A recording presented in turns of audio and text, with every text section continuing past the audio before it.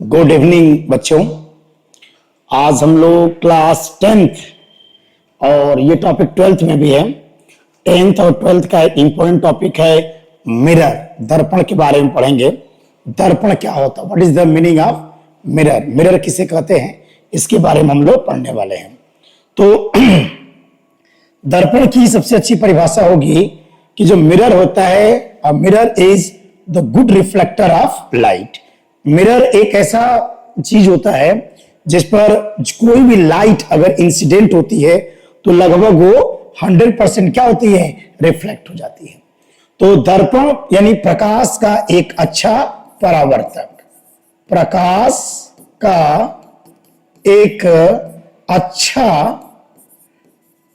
का एक अच्छा परावर्तक, परावर्तक क्या कहलाएगा, दर्पण कहलाएगा। A good reflector of light is known as mirror. Mirror एक ऐसा चीज होता है जिस पर प्रकाश जब गिरेगा तो लगभग 100% प्रकाश की किरण दर्पण को छूने के बाद ऑलमोस्ट 100% क्या होती है, परावर्तित हो जाती है। A good reflector of light is known as mirror. दर्पण बनाते कैसे हैं? दर्पण बनाने के लिए हम लोग एक विलयन बनाते हैं। दर्पण बनाने के लिए एक विलयन बनाया जाता है। उस विलयन में क्या क्या होता है?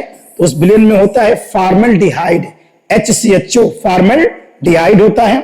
उसके बाद एक होता है टॉलन रिएजेंट, टालन अभिकर्मक, और क्या होता है, रेड लेड होता है। हम जानते हैं कि जो HCHO है यानी फॉर्मल्डिहाइड, जब टालन अभिकर्मक से क्रिया करता है तो बनाता है सिल्वर। जो मिरर है वो प्रेसिपिटेट के रूप में सिल्वर के माने कांच के एक पृष्ठ पर जमा हो जाती है और हम लोग का दर्पण क्या होता है, तैयार हो जाता है। तो दर्पण बनाने के लिए जिसकी कोटिंग की जाती है, जिस पदार्थ की कोटिंग की जाती है वह क्या होता है, चांदी होता है। चांदी की पॉलिश करने पर अगर किसी कांच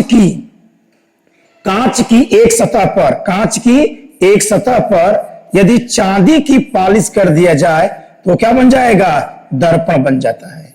इसलिए कि जो चांदी होता है, चांदी एक ऐसा एटम होता है जो लाइट के फोटॉन्स की एनर्जी को अवशोषित नहीं करता है।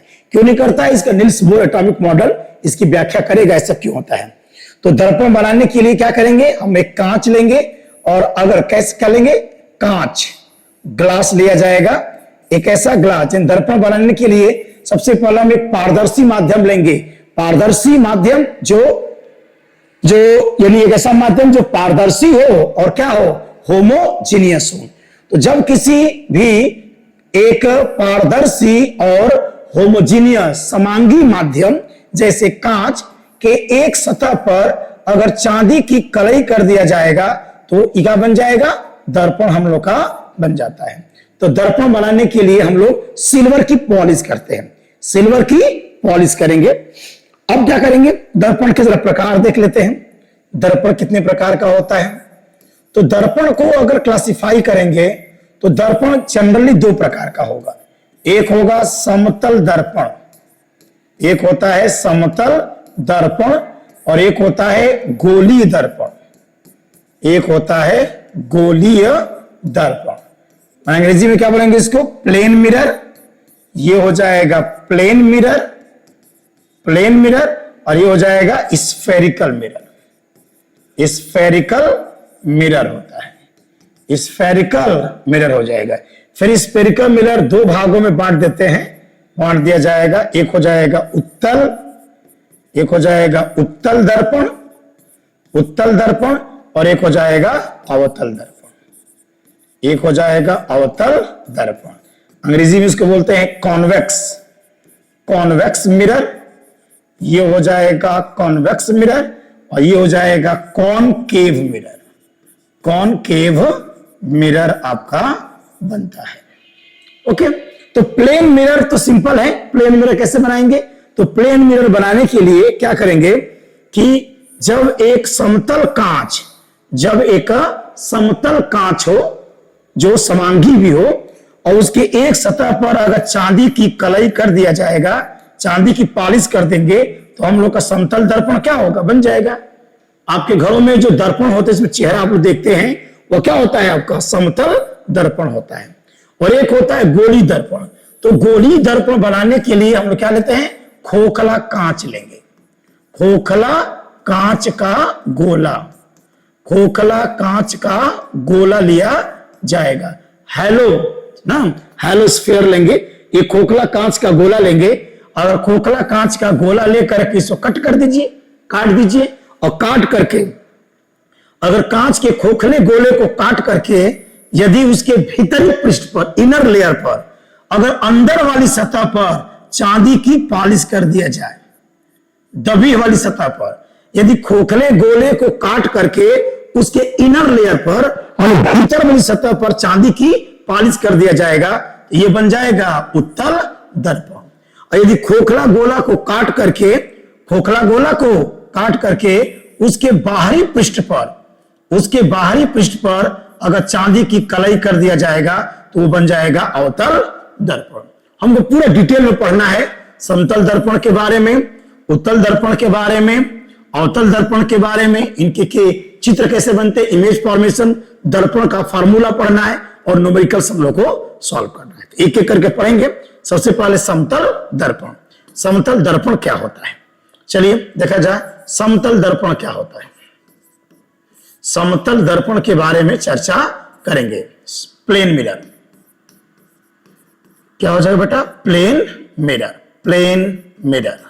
समतल दर्पण, प्लेन मिरर क्या होता है, समतल दर्पण किसे कहते हैं। प्लेन मिरर में क्या होगा कि इसमें सबसे पहले image formation, image formation, image formation, image formation, यानी कि समतल दर्पण चित्र कैसे बनाता है, प्रतिबिंब कैसे बनाता है। तो समतल दर्पण के सामने जब कोई वस्तु रखी जाती है, जैसे मान लें कि आपने इसके सामने क लिखेंगे और समतल दर्पण जब इसका चित्र बनाएगा तो ऐसे दिखाई देगा बेटा, इस तरह से दिखाई देगा ना। समतल दर्पण जो चित्र बनाएगा उसकी विशेषता क्या होती है देख लेते हैं।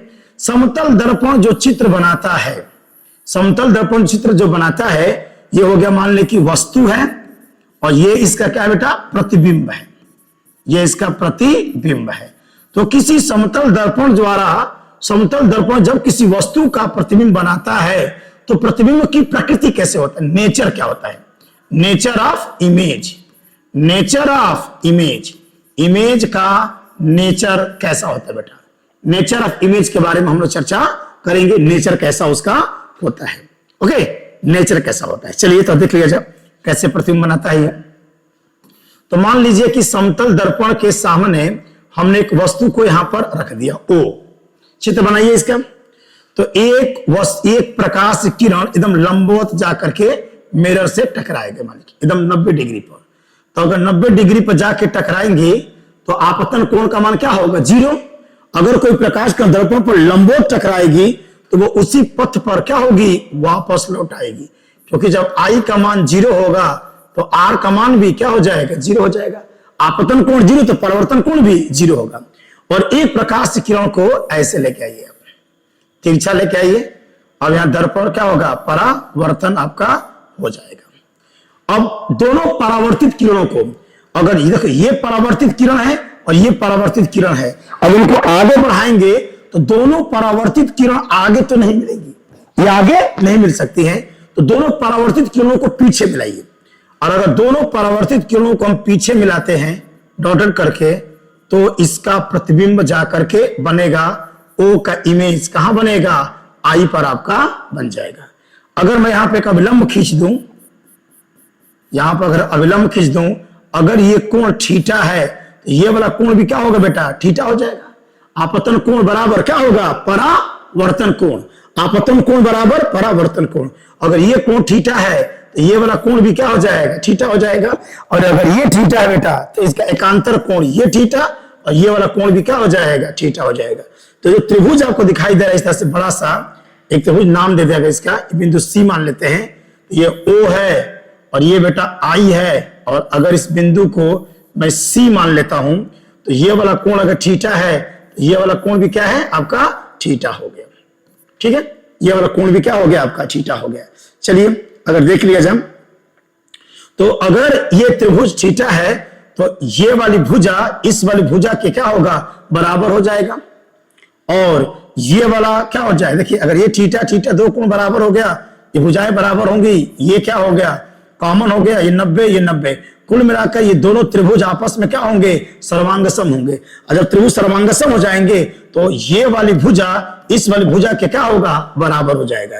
यानी कि समतल दर्पण, सुन लीजिए, समतल दर्पण की खास बात बता दें, समतल दर्पण की खास बात ये होती है कि समतल दर्पण से जितना आगे वस्तु होता है प्रतिबिंब उतना ही पीछे बनेगा।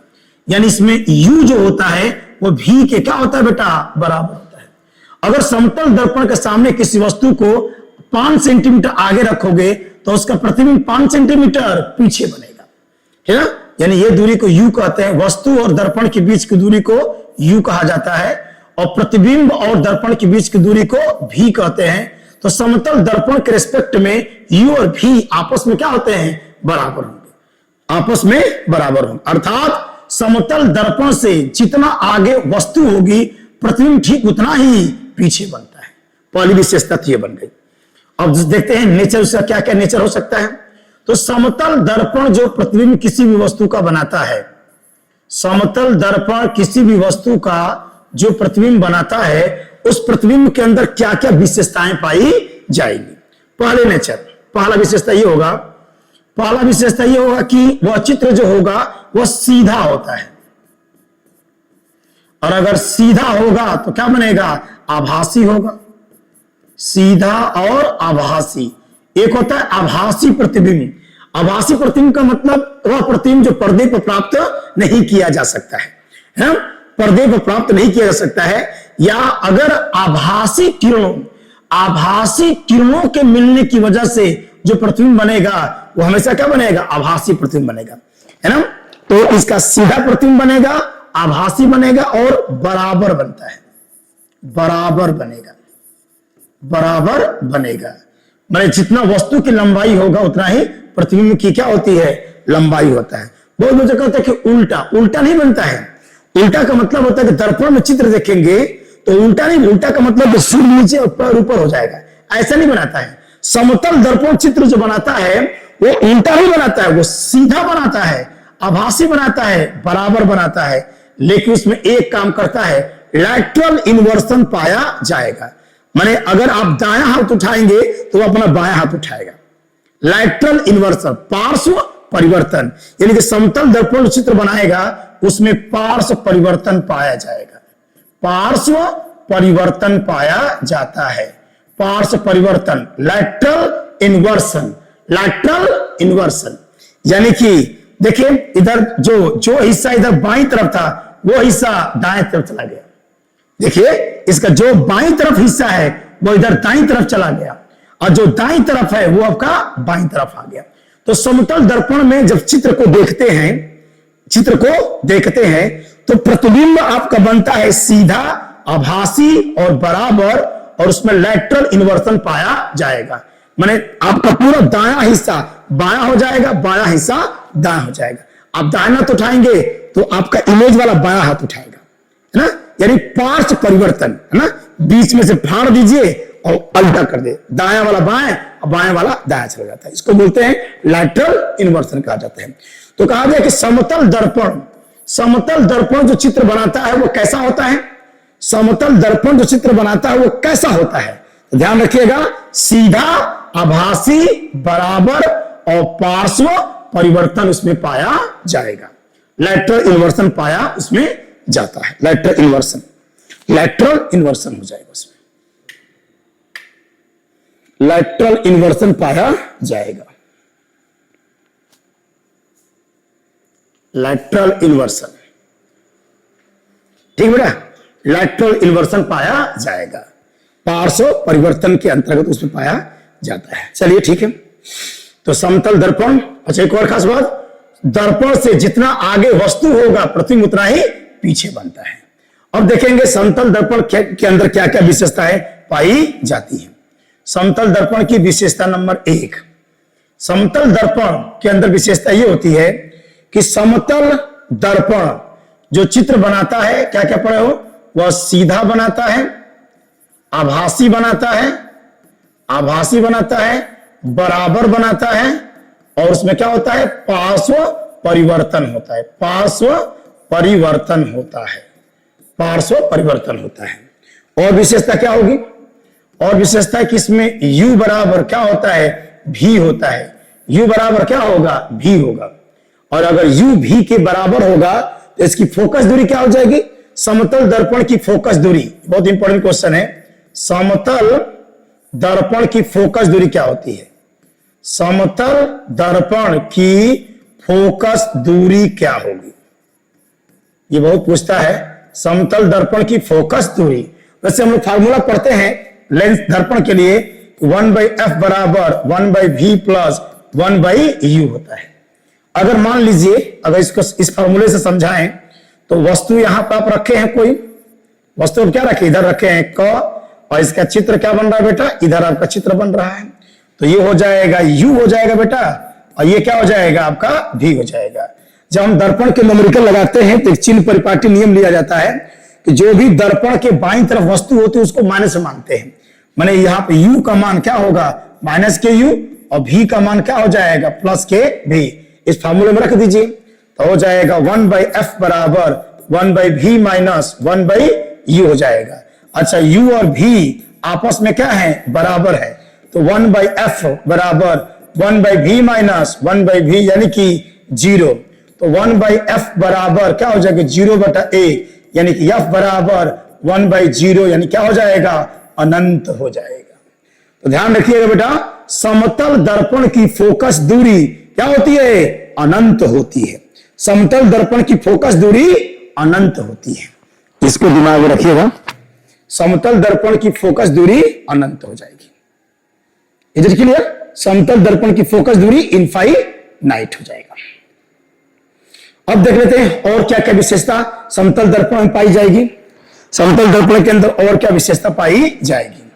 चलिए तीसरा विशेषता देखें। अगर समतल दर्पण में, समतल दर्पण के अंदर और क्या क्या विशेषताएं पाई जा सकती हैं, तो उसमें एक विशेषता यह होगा, यदि समतल दर्पण, बहुत अच्छी विशेषता है, यह समतल दर्पण है बेटा, और मान लीजिए कि यहां पर कोई वस्तु है, यहां पर कोई वस्तु है, सुनिए, और ये इसका प्रतिबिंब बन रहा है आई। बहुत अच्छा कैरेक्टर है ये। अगर समतल दर्पण के सामने कोई वस्तु है और उसका प्रतिबिंब बन रहा है आई, यदि ओ को नियत रखते हो, माने वस्तु वहीं पर है, वस्तु वहीं पर है, और अगर मैं दर्पण को पीछे खिसका दूं, अगर मैं दर्पण को पीछे खिसका दूं x सेंटीमीटर, माने वस्तु वहीं पर है, केवल दर्पण को पीछे खिसकाइए x सेंटीमीटर, तो हमारा प्रतिबिंब अब नया जगह बनेगा, और प्रतिबिंब बनेगा आई की जगह पर कहां बनेगा? आई डैश बनेगा, और ये दूरी हो जाएगी बेटा 2x हो जाएगी, 2x हो जाएगी। यानी समतल दर्पण अगर 5 सेंटीमीटर पीछे करोगे तो प्रतिबिंब 10 सेंटीमीटर पीछे चला जाएगा। अगर समतल दर्पण को आप 5 सेंटीमीटर पीछे करोगे तो उसका प्रतिबिंब 10 सेंटीमीटर क्या होगा? विस्थापित होता है। एक विशेषता है कि समतल दर्पण के सामने यदि वस्तु को नियत रखते हुए, वस्तु को कांस्टेंट रखते हुए दर्पण को जब हम x सेंटीमीटर पीछे करते हैं तो उसका प्रतिबिंब 2x सेंटीमीटर पीछे चला जाता है।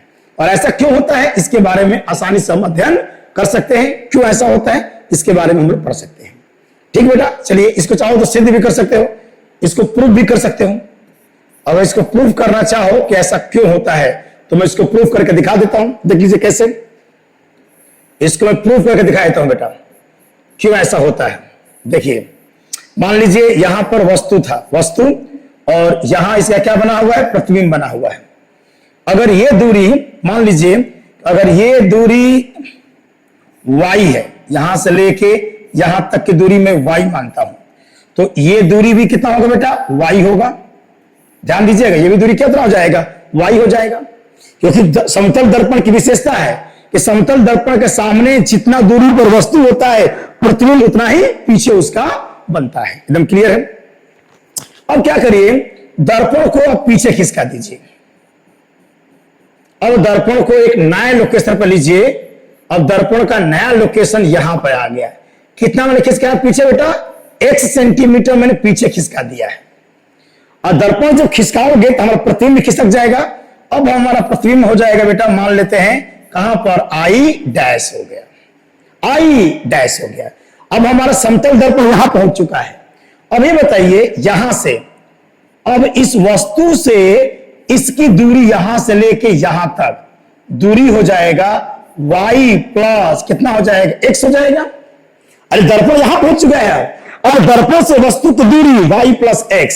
तो अब इस दर्पण से प्रतिबिंब की दूरी ये वाला भी y प्लस यहां से लेके यहां तक कितना हो गया बेटा, x हो जाएगा।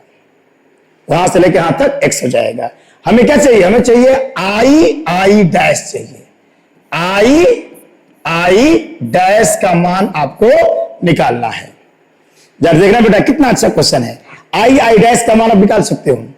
यहां से मुझे आई और आई डैश के बीच की दूरी हमको चाहिए, यानी ये हमको डिस्टेंस चाहिए बेटा, यहां से लेके यहां तक मुझे डिस्टेंस चाहिए। तो क्या करो, इस डिस्टेंस के लिए मैं क्या करूंगा, y प्लस एक्स में से ये दूरी यहां से लेके यहां तक की दूरी क्या करेंगे, घटाएंगे। कुछ नाम चाहे तो दे सकते हो। इसको मान लेते हैं कि m है और इसको मान लेता हूं कि मैं n है। अब देखो लेते तो आई डैश कैसे निकलेगा, तो आई डैश निकालने के लिए n I dash minus n आई हो जाएगा।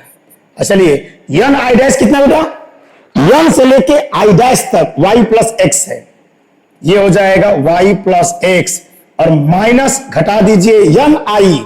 बेटा n आई देखो ये वाली दूरी यहां से लेकर यहां तक की दूरी देख लो, ये पूरा क्या है, y है, कितना हो जाएगा y माइनस एक्स है, y माइनस एक्स है, ये हो जाएगा y माइनस एक्स। सॉल्व करो, ये हो जाएगा y प्लस एक्स और माइनस y और प्लस के x, y से y कैंसिल और ये हो जाएगा बेटा 2x। ये कितना हो गया, 2x हो गया। यानी ये प्रूव हो गया यदि समतल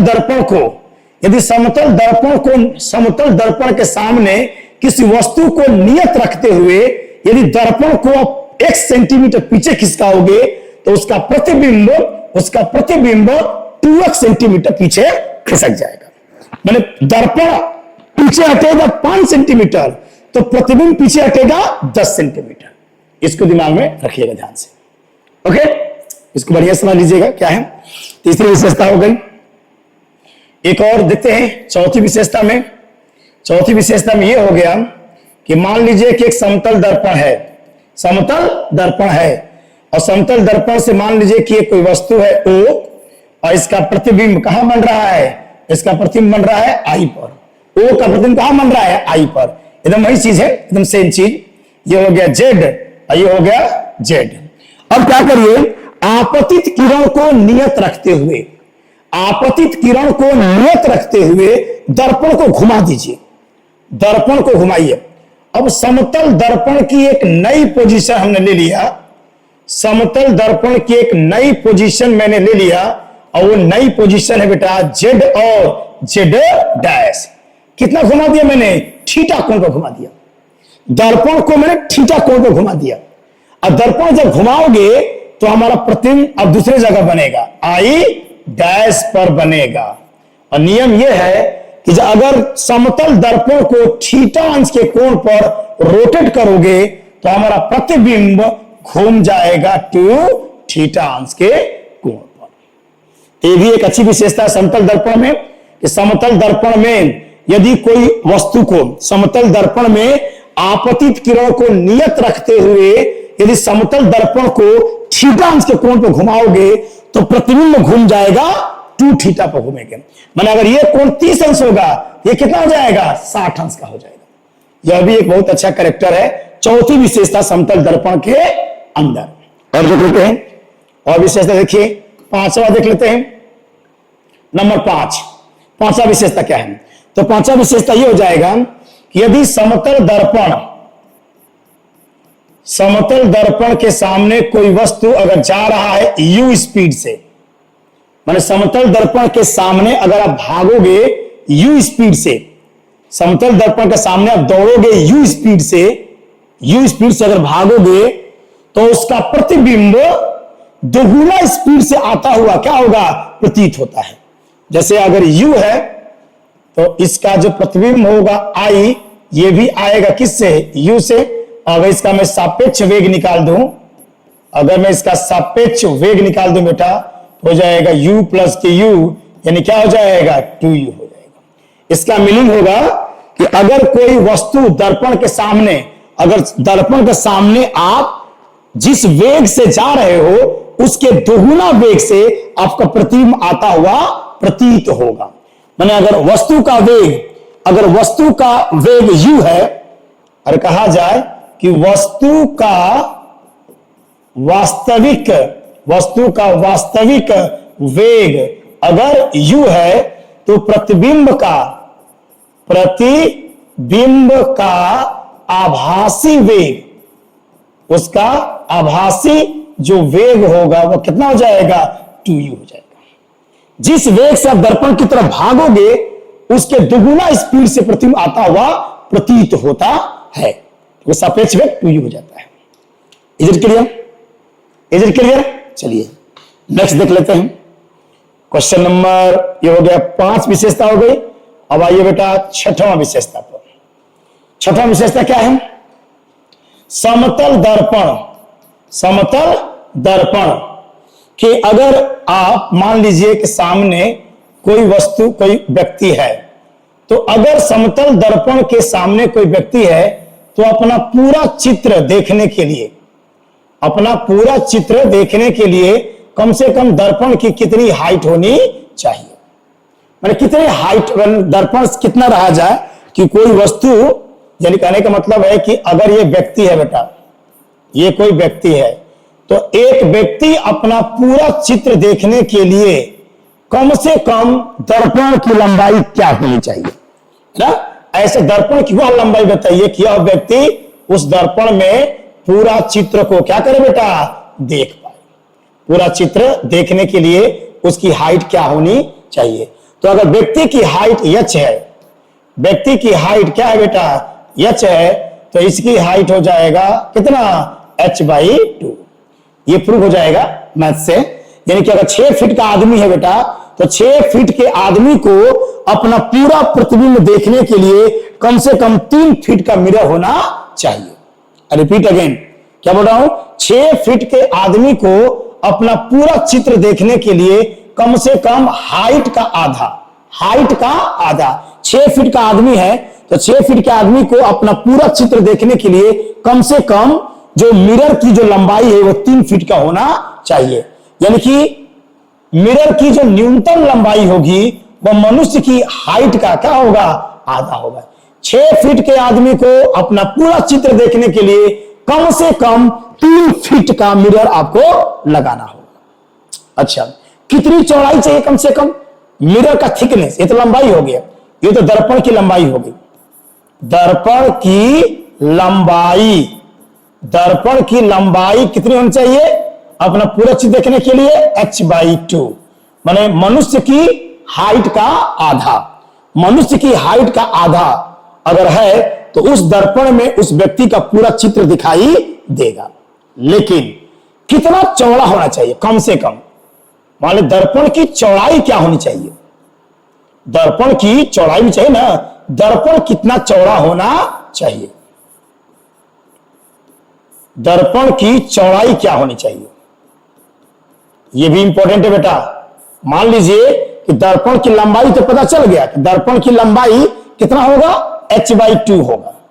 h/2 एक व्यक्ति को अपना पूरा चित्र देखने के लिए कम से कम जो व्यक्ति की हाइट है उस हाइट का आधा अगर लगा देगा तो दर्पण का व्यक्ति की हाइट का अगर आधा लंबाई का हम दर्पण ले लेंगे तो उसका पूरा चित्र आ जाएगा।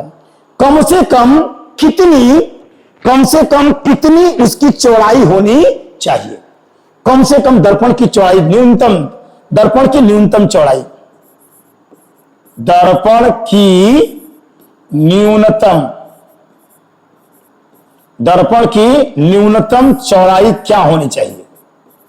दर्पण की न्यूनतम चौड़ाई क्या होनी चाहिए जिससे कि उस दर्पण के अंदर वो व्यक्ति अपने पूरे चित्र को देख सके? वह होता है capital D minus small D by 2। और कैपिटल डी क्या है? कैपिटल डी का मतलब अगर ये मनुष्य है बेटा, मनुष्य है तो नहीं, चित्र तो नहीं बना पाऊंगा मैं बहुत ज्यादा। ये मान लीजिए इसकी आंखें हैं, तो ये इसका जो सिर है ना बेटा, जो सिर की जो चौड़ाई, ये हो गया कैपिटल डी। और दोनों आंखों के बीच की दूरी, ये क्या हो जाएगा? डी हो जाएगा। और ये हो जाएगा कैपिटल डी। कैपिटल डी मतलब जो उसका हेड है, जो उसका सिर है, उसका कितना डायमीटर है। और स्मॉल डी मतलब दोनों आंखों के बीच की दूरी। तो अगर कैपिटल डी मतलब स्मॉल डी बाई 2 इतना चौड़ाई रहेगा, तो वह उस दर्पण में वह व्यक्ति अपने पूरे चित्र को देख सकता है। कैपिटल डी मतलब आपका जो सिर है बेटा, सिर का डायमीटर, और स्मॉल डी क्या है? दोनों आंखों के बीच की दूरी। तो इस दशा में हम आराम से उस व्यक्ति को पूरी तरह से हम लोग देख सकते हैं। माने 6 फीट का आदमी है तो अपना पूरा चित्र देखने के लिए जो दर्पण लगाएगा वो कितने फीट का होगा? 3 फीट का होगा। और दर्पण की कम से कम चौड़ाई कितनी होनी चाहिए? तो capital D minus small D by 2। Capital D small D by 2। कहां खड़ा होगा वो? कितना दूरी पर दर्पण से खड़ा होना चाहिए? तो इस पर कोई डिपेंड नहीं करता है, वो कहीं भी खड़ा होगा। बस एक शर्त है कि दर्पण का जो दर्पण है बेटा, जो दर्पण वो लगा रहा है, वो दर्पण का जो अंतिम सिरा है, अंतिम सिरा उसकी आंख और फोरहेड के बीच में ना, ये ध्यान रखिएगा। उसका दर्पण का जो अंतिम सिरा, दर्पण जो सामने लगा रहे हो, उस दर्पण का जो ऊपरी सिरा है आपके आंख और हेड के बीच में होना चाहिए। वो कितना भी दूरी पर खड़ा होगा उसे पूरा चित्र दिखाई देगा। ठीक है, 2-3 बातें बता दिया मैंने। पूरा चित्र देखने के लिए हाइट का आधा चाहिए, थिकनेस दर्पण की न्यूनतम चौड़ाई capital D minus small D by 2। कहां खड़ा होना चाहिए? वो कितना भी दूरी पर खड़ा होगा वो चित्र दिखाई देगा। बस दर्पण को लगाते समय सावधानी रखना है कि दर्पण को इस तरीके से सेट करिएगा कि दर्पण का ऊपरी सिरा जो है वह ऊपरी सिरा आंख और आपके हेड के बीच में होना चाहिए। फिर कहीं भी खड़े होंगे आपको पूरा चित्र दिखाई दे देगा। चलिए नेक्स्ट कैरेक्टर देख लेते हैं समतल दर्पण में। समतल दर्पण के अंदर और क्या क्या विशेषताएं पाई जा सकती हैं? तो समतल दर्पण के अंदर और विशेषताएं ये पाई जाएंगी कि number of images, number of images, number of images, कितने चित्र? प्रतिबिंबों की संख्या, प्रतिबिंबों की संख्या, प्रतिबिंबों की संख्या, कितने प्रतिबिंब बन सकते हैं? तो यदि मान लीजिए कि 2 समतल है दर्पण है, किसी कोण पर झुके हुए हैं, 2 समतल दर्पण किसी कोण पर झुके हुए हैं और उनके बीच में कोई कोण बन रहा है थीटा, और वस्तु कहां है? वस्तु एकदम बाइसेक्टर लाइन पर है। वस्तु कहां है? वस्तु को एकदम बीचों बीच वाली लाइन पर अगर रखा जाए तो कितने चित्र बन सकते हैं? टोटल नंबर ऑफ इमेजेस, प्रतिबिंबों की संख्या, माने number of images, number of images हो जाएगा 360 बटा थीटा माइनस 1। जैसे मान लीजिए कि अगर 2 समतल दर्पणों को 90 अंश के कोण पर अगर जोड़ दिया जाए, 90 अंश के कोण पर अगर जोड़ दिया जाए और इसके बीच में वस्तु अगर यहां रखता हूं बेटा, वस्तु को एकदम बीचों बीच वाली एंगल बाइसेक्टर लाइन पर रखना है। वस्तु को अगर रखेंगे तो कितना चित्र इसको दिखाई देगा, कि दर्पण के अंदर कितना चित्र हमको दिखाई देगा? हो जाएगा number of images, number of images, number of images 360 बटा 90 और माइनस 1, यानी कि 4 माइनस 1 बराबर क्या होगा? 3 इमेज आपको दिखाई देगा। एक इमेज आपको दिखाई देगा बेटा इधर I1, एक इमेज इधर दिखाई देगा आपको I2 और एक इमेज इधर दिखाई देगा आपको I3। तो अगर 2 समतल दर्पण 90 अंश के कोण पर जोड़े गए हों, 2 समतल दर्पणों को 90 अंश के कोण पर जोड़ दोगे तो कुल कितने चित्र आपको दिखाई देंगे? 3 चित्र आपको दिखाई देंगे। टोटल नंबर ऑफ इमेजेस आपको 3 हो जाएगा। टोटल नंबर ऑफ इमेजेस 3 होगा।